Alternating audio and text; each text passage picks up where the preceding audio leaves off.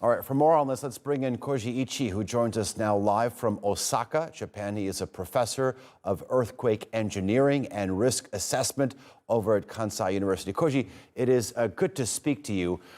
It is important to note that these two quakes were perhaps some of the strongest inland earthquakes that have ever been recorded.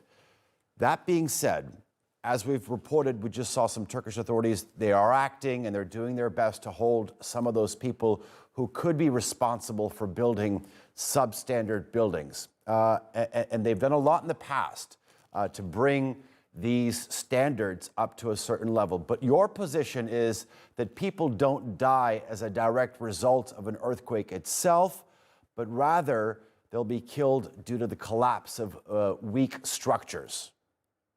Yes, that's right. Usually, earthquake itself don't kill. Usually, people died by the collapse of the building. So the important thing is how to build the safe buildings. And I know we engineers develop a very good design code, and in Turkey, you also have a good professor, so you have a very good design code, I think. But in all ways, in Japan either, many old buildings built very long time ago is very dangerous, and I guess these buildings will collapse this time. So the management of those old buildings is something human, failures or something. That's a problem, I think. Okay, but your area of expertise is seismic engineering or earthquake engineering. But it isn't just confined to buildings and houses and apartment buildings. There is so much more. The scope is so much wider when it comes to the engineering of things in seismic zones, right? Yeah. The scope is very wide. Actually, my main field is the civil engineering structures like lifelines, water supply, or electronics. So that's also very important. Not only the buildings, people died by the collapse of building, but for example, now what we need is to support the survived people, and we need heaters or electronics. That's something infrastructure thing. So how to build safe infrastructure also very important. And the issue is not only for the engineering. I say the old building is dangerous. It means in many cases it's an issue of financing or how to motivate the people to improve the existing building or how to move to the new ones, something like that. So it's something like social issues, and we should say it's something societal safety sciences issues. We usually think, and now I'm working on this one. Koji, Japan, as everyone knows, is a country that sits on the so-called Ring of Fire, where there is a lot of seismic activity. It is often pointed out as the most successful country in the world when it comes to seismic engineering.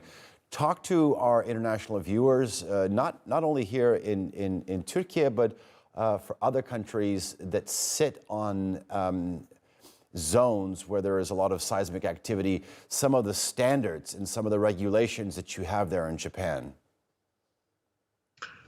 Yeah, sorry. You said Japan has a successful history, but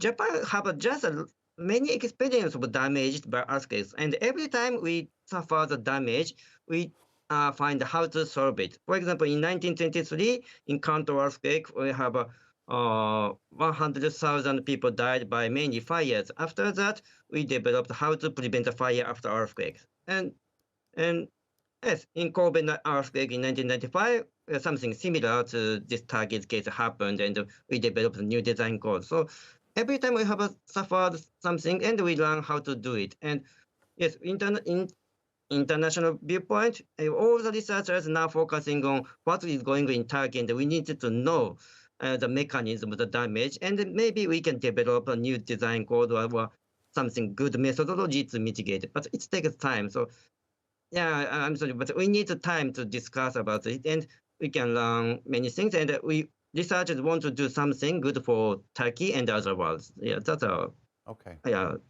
research. Koji Ichii, thank you very much for joining us here on our continuing coverage. I do appreciate it. Thank you. Thank you very much.